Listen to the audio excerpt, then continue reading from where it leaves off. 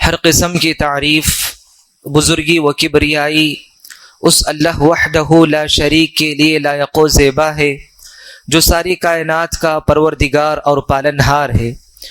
درود و سلام ہو سارے انبیاء پر، خصوصاً آخری نبی محمد صلی اللہ علیہ وسلم پر، جنہوں نے ہر خیر کی طرف اور ہر بھلائی کی طرف ہماری رہنمائی کی۔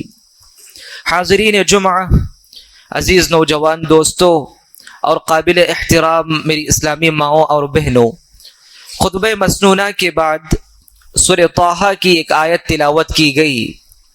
اس آیت میں اللہ تعالیٰ اپنے پیارے حبیب صلی اللہ علیہ وسلم کو یہ حکم دے رہے ہیں کہ وَأْمُرْ أَهْلَكَ بِالصَّلَاةِ وَاصْطَبِرْ عَلَيْهَا، کہ اے نبی محمد صلی اللہ علیہ وسلم، آپ اپنے گھر والوں کو نماز کا حکم دیجیے اور اس پر آپ بھی پابندی کیجیے اور آپ بھی اس نماز پر جمے رہیں۔ لا نسألک رزقا نحن نرزقک، ہم آپ سے روزی نہیں مانگتے ہیں بلکہ ہم تمہیں روزی عطا کریں گے۔ والعاقبۃ للتقوی، تقوی اختیار کرنے والوں کا ہی آخرت میں بہترین انجام ہوگا۔ اس آیت میں خطاب تو صرف اللہ کے نبی صلی اللہ علیہ وسلم سے ہے، لیکن پوری انسانیت کو، سارے مسلمان مرد اور عورتوں کو اللہ تعالیٰ یہ حکم دے رہے ہیں کہ ہم نماز کی پابندی کریں اور اپنے گھر والوں کو بھی نماز کا حکم دے، کہ نماز یہ اسلام کے 5 بنیادی ارکان میں سے ایک ایسا رکن ہے کہ جو ہر مسلمان، عقل مند، بالغ مرد اور عورت پر اللہ نے اس کو فرض کیا ہے۔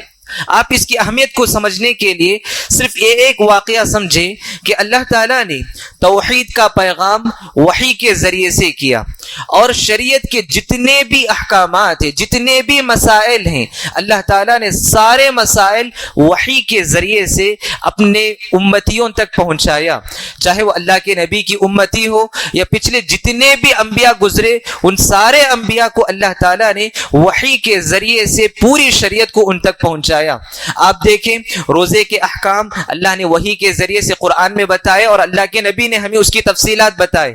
زکوٰۃ کے بارے میں اللہ نے قرآن میں وَآتُوا الزَّکَاۃَ کہہ کر وحی کے ذریعے سے اللہ نے بتایا، اور اس کی تفصیلات اللہ کے رسول نے اپنی احادیث میں بیان کی، اور اللہ کے نبی صلی اللہ علیہ وسلم نے حج کے ہر رکن کو واضح طور پر اپنی امتیوں تک پہنچایا۔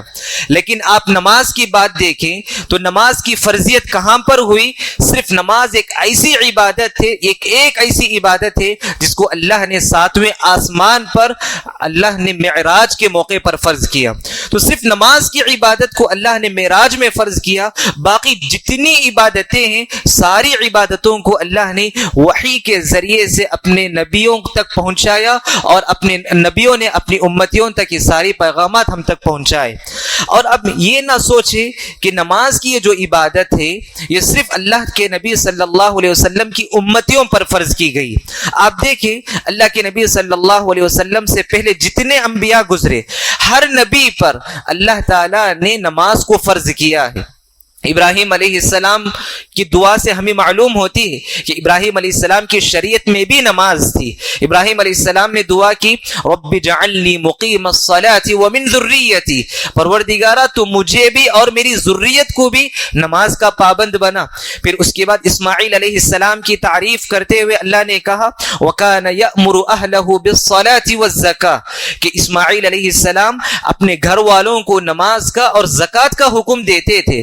اور موسیٰ علیہ السلام کے بارے میں اللہ نے کہا فَاعْبُدُنِي وَأَقِمِ الصَّلَاةَ لِذِكْرِي، کہ اے موسیٰ تم میری عبادت کرو اور مجھے یاد کرنے کے لیے تم نماز کو قائم کرو۔ اور اسی طرح عیسیٰ علیہ السلام جب بچپن میں ابھی ماں کے گود میں تھے تو اس وقت اللہ تعالیٰ نے انہیں بات کرنے کی صلاحیت دی۔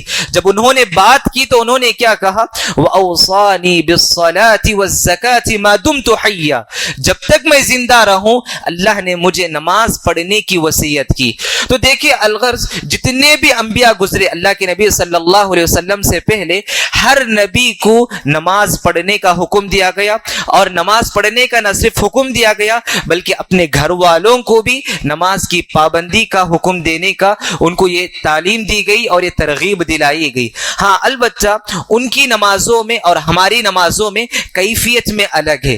ان کی نمازیں صبح میں اور شام میں ہوتی تھی، لیکن ہماری امتوں پر، اللہ کے نبی صلی اللہ علیہ وسلم کے امتیوں پر اللہ تعالیٰ نے دن میں 5 وقت کی نمازیں فرض کی ہے۔ اور اسراء اور معراج کے موقع پر جب اللہ تعالیٰ نے اپنے پیارے حبیب صلی اللہ علیہ وسلم کو 50 نمازیں فرض کی تو موسیٰ علیہ السلام نے اللہ کے نبی سے کہا کہ تم جاؤ اللہ سے کہو کہ تمہاری امت یعنی اللہ کے نبی کی امت دن میں 50 نمازیں نہیں پڑھ سکتی ہے۔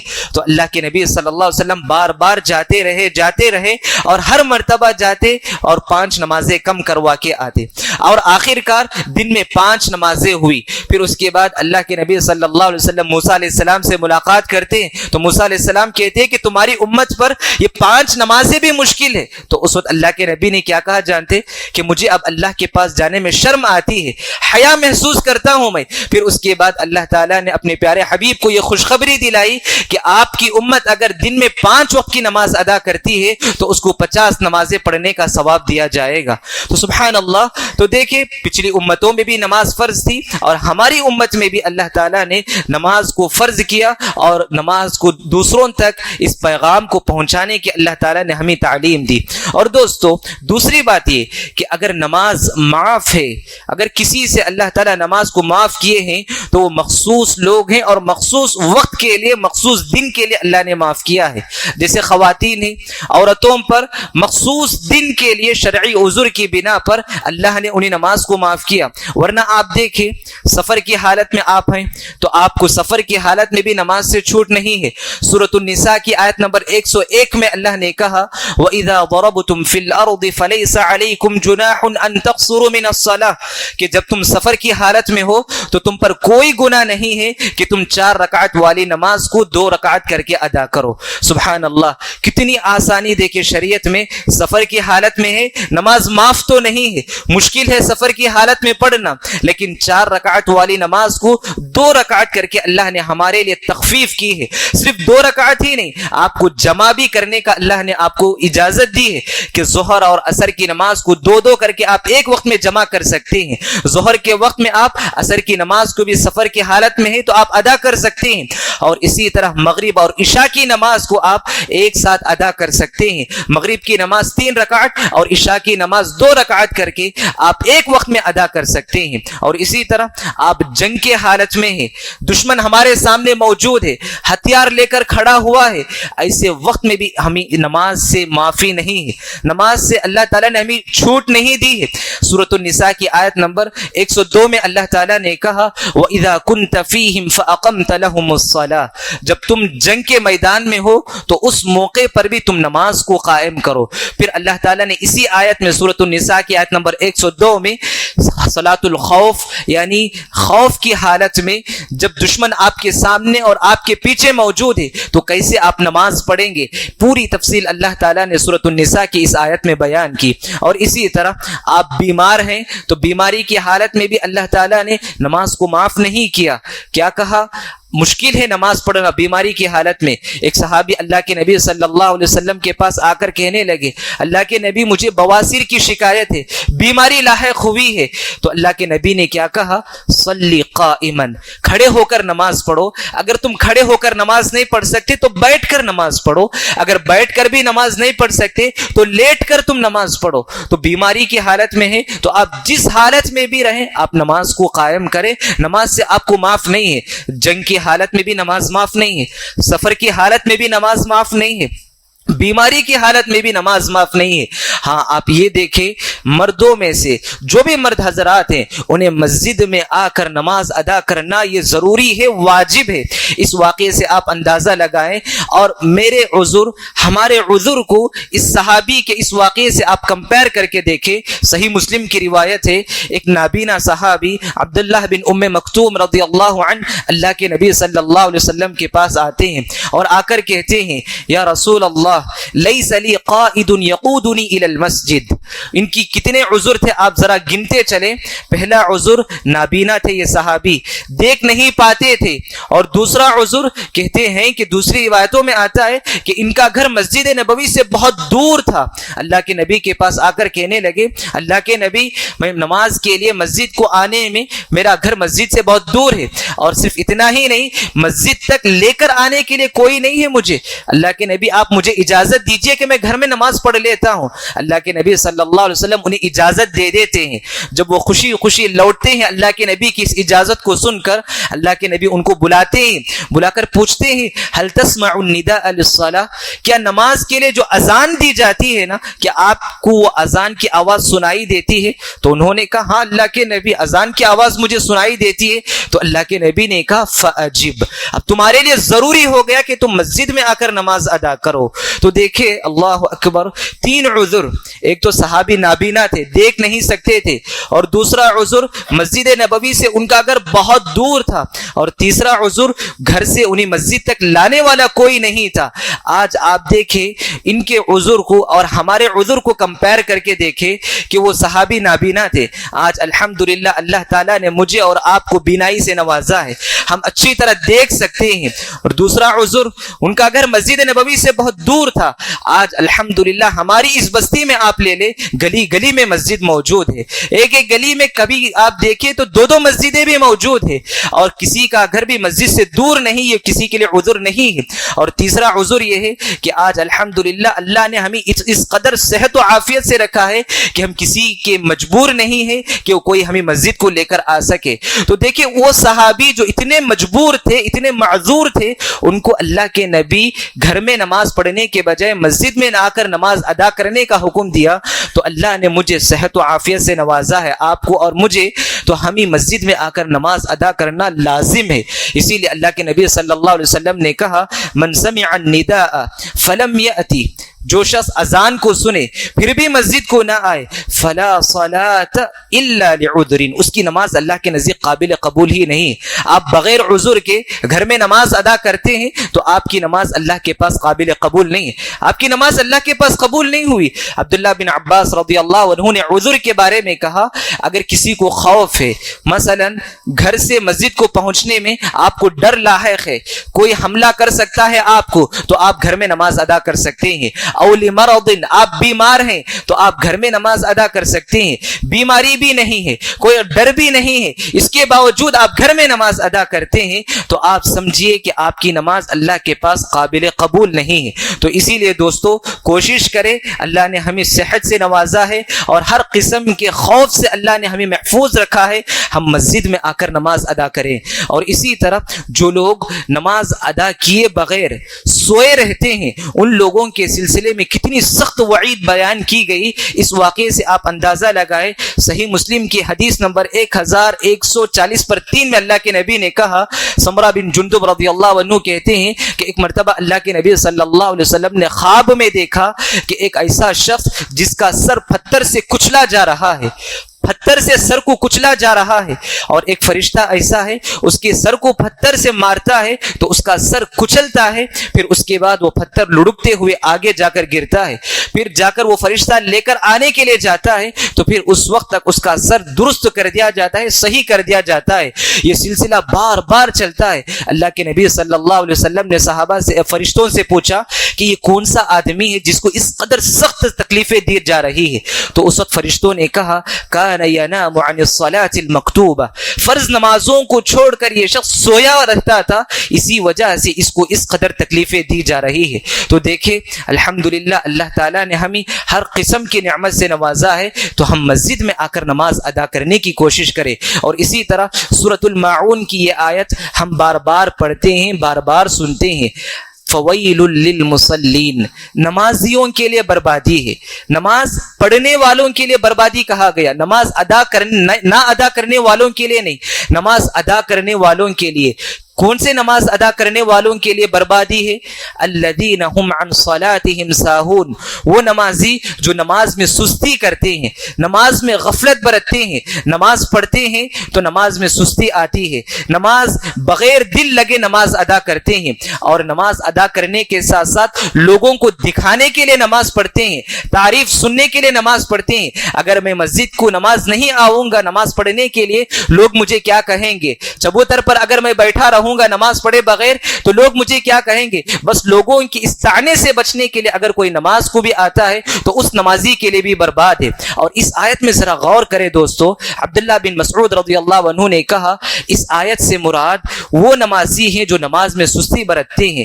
ذرا سوچ کر دیکھیں، نماز پڑھنے والوں کے لیے اس قدر وعید بیان کی گئی ہے تو نماز نہ پڑھنے والوں کے لیے کس قدر وعید اور سزائیں اللہ تعالیٰ کے پاس انتظار کر رہی ہیں، اس سلسلے میں ہمیں سوچنا چاہیے۔ اور اسی طرح دوستو، نماز کے جہاں بہت سارے نقصانات ہیں نماز چھوڑنے کے، وہیں پر آپ دیکھیں زندگی میں بہت سارے ہمارے مسائل ہیں، بہت سارے پرابلمز ہیں، بہت سارے لوگ ٹینشن میں رہتے ہیں ان کے بہت سارے مسائل کو لے کر۔ ان سارے مسائل کا اگر آپ حل چاہتے ہیں تو آپ نماز کی طرف رجوع کریں، آپ نماز سے اپنا تعلق جوڑ کر رکھیں۔ اللہ نے کہا یا ایھا الذین آمنوا استعینوا بالصبر والصلاۃ، اے ایمان والو تم نماز اور صبر کے ذریعے سے اللہ سے مدد حاصل کرو۔ کیسے اللہ سے مدد حاصل کریں؟ نماز کے ذریعے سے آپ کو کوئی مسئلہ درپیش ہوا، آپ کو کوئی پرابلمز ہو گیا، آپ ٹینشن میں ہیں تو آپ نماز ادا کیجئے، 2 رکعت نماز پڑھیں، پھر اس کے بعد اللہ تعالیٰ سے اپنا مسئلہ رکھیے، آپ اللہ سے اپنے مسائل کو رکھیں، آپ ضرور اللہ تعالیٰ آپ کے ان مسائل کو حل کرے گا۔ اللہ کے نبی صلی اللہ علیہ وسلم کے بارے میں صحابہ نے کہا کان النبی صلی اللہ علیہ وسلم اذا حزبہ امر فزع الى الصلاۃ، جب بھی اللہ کے نبی کو کوئی معاملہ آتا، جب کوئی اللہ کے نبی پریشان ہوتے تو فوراً اللہ کے نبی نماز کے لیے آگے بڑھتے تھے۔ تو دیکھیے آج میری اور آپ کی زندگی میں جائزہ لے کر دیکھیں، اگر کچھ پرابلمز آ جائے، کچھ مسئلہ ہماری زندگی میں پیش آ جائے، چاہے گھریلو مسئلہ ہو یا تجارتی مسئلہ ہو، کوئی بھی مسئلہ کیوں نہ ہو، ہم نماز ادا کرتے ہیں نہیں ادا کرتے ہیں؟ نماز ادا کرے دوستو، انشاءاللہ نماز ادا کرنے کی وجہ سے اللہ تعالی ہمارے ان مسائل کو، اللہ تعالی ہمارے ان مشکلات کو ضرور حل کرے گا۔ ہمیشہ نماز کا آپ سہارا لیجئے، نماز کے ذریعے سے آپ اللہ سے مدد طلب کیجئے، ضرور اللہ تعالی آپ کی ضرورتوں کو پورا کرے گا۔ اور اسی طرح آخر میں اس واقعے کو ذرا غور سے سنیں، اللہ کے نبی صلی اللہ علیہ وسلم مرض الموت میں تھے، آپ صلی اللہ علیہ وسلم کی آخری سانسیں چل رہی تھی، آپ صلی اللہ علیہ وسلم بار بار بے ہوش ہو جاتے تھے۔ جب کبھی اللہ کے نبی بے ہوشی سے ہوش میں آتے تو اللہ کے نبی صحابہ سے کیا سوال کرتے تھے جانتے؟ اللہ کے نبی صحابہ سے سوال کرتے، کیا صحابہ نے نماز ادا کر لیا؟ کیا صحابہ نماز ادا کر چکے یا نہیں ادا کیے؟ آخری دن پیر کا دن تھا، فجر کی نماز کے موقع پر، یہی فجر کی نماز اللہ کے نبی صلی اللہ علیہ وسلم کی آخری نماز کا وقت تھا۔ اللہ کے نبی صلی اللہ علیہ وسلم 2 صحابہ کے سہارے سے مسجد نبوی کے پاس آتے ہیں اور اپنے کمرے کا پردہ ہٹاتے ہیں، دیکھتے ہیں ابو بکر صدیق رضی اللہ عنہ کی امامت میں صحابہ نماز پڑھ رہے ہیں۔ اللہ کے نبی صلی اللہ علیہ وسلم خوشی سے اپنا پردہ اندر کر لیتے ہیں، اپنا پردہ ہٹا لیتے ہیں، اس خوشی سے کہ میں اپنی امت کو نماز کی حالت میں دیکھتا ہوا جا رہا ہوں۔ اللہ کے نبی کی یہ آخری دیدار تھی جو اللہ کے نبی نے صحابہ کو آخری مرتبہ دیکھا۔ جب دیکھا تو صحابہ نماز کی حالت میں تھے تو اللہ کے نبی صلی اللہ علیہ وسلم کمرے کے اندر جاتے ہیں، پھر اس کے بعد اللہ کے نبی کچھ وصیت کرتے ہیں، انہی وصیتوں میں سے اہم وصیت یہ تھی، اللہ کے نبی نے کہا الصلاۃ وما ملکت ایمانکم، نماز کی پابندی کرو، نماز کی پابندی کرو اور اپنے ماتحت جو بھی ہیں ان کے ساتھ اچھا سلوک کرنا۔ تو دیکھیے اللہ کے نبی صلی اللہ علیہ وسلم کی جو آخری نصیحت تھی وہ نماز کی پابندی کی تھی۔ تو زندگی کی ابتدا اور زندگی کی انتہا نماز کے ذریعے سے ہونی چاہیے۔ ہماری زندگی میں نماز سے جس قدر ہمارا تعلق ہوگا اسی قدر ہماری زندگی میں برکتیں ہوں گی، اسی قدر ہماری زندگی میں جتنے بھی الجھنیں ہیں، جتنے بھی پریشانیاں ہیں، اللہ تعالی ہماری ان پریشانیوں کو ختم کریں گے۔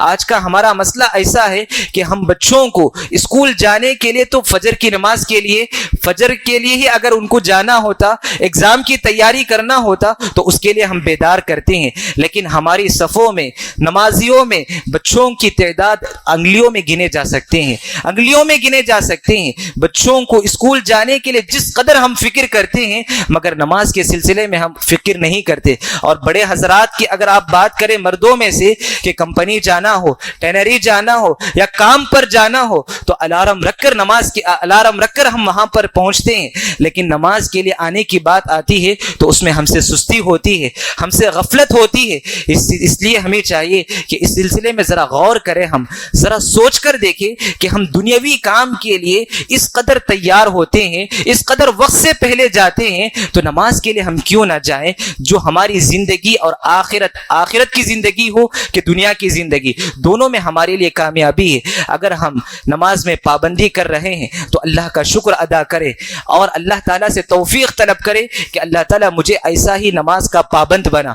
اگر نماز میں ہم سے کوتاہی ہو رہی ہے تو اللہ سے توبہ کرے اور اللہ تعالیٰ سے ہمیشہ دعا کرتے رہیں۔ ابراہیم علیہ السلام کی یہ دعا سورہ ابراہیم میں آیت نمبر 40 میں اللہ نے کہا رب جعلنی مقیم الصلاۃ ومن ذریتی، یہ دعا آپ یاد کریں اور ہمیشہ اللہ تعالیٰ سے نماز کی پابندی کے لیے دعا کریں۔ بہت افسوس کے ساتھ کہنا پڑتا ہے کہ جب رمضان کا مہینہ تھا، ابھی 13-14 دن پہلے مسجدیں کس طرح کچا کچ بھری ہوئی تھی۔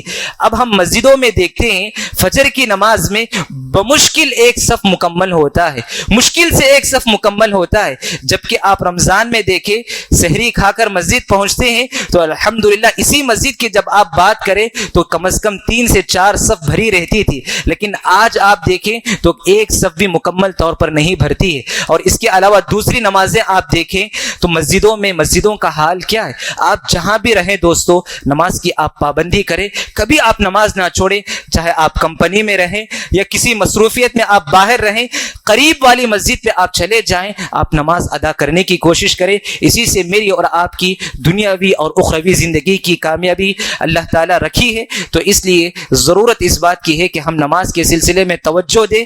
جس طرح ہم رمضان کے مہینے میں بڑے جوش کے ساتھ، جذبے کے ساتھ مسجد کو آتے تھے، اسی طرح رمضان کے بعد ان ایام میں بھی ہم نماز کی پابندی کریں، مسجد سے اپنا تعلق جوڑ کر رکھنے کی کوشش کریں۔ دعا ہے اللہ رب العالمین سے کہ اللہ تعالیٰ مجھ کہنے والے کو، آپ تمام سننے والوں کو نماز کی پابندی کرنے اور نماز ادا کرنے کے ساتھ ساتھ گھر والوں کو بھی نماز کی پابندی کرنے کا حکم دینے کی مجھے اور آپ کو توفیق عطا فرمائے۔ آمین۔ اقول قولی هذا واستغفر الله لي ولكم ولسائر المسلمين من كل ذنب فاستغفروه انه هو الغفور الرحيم۔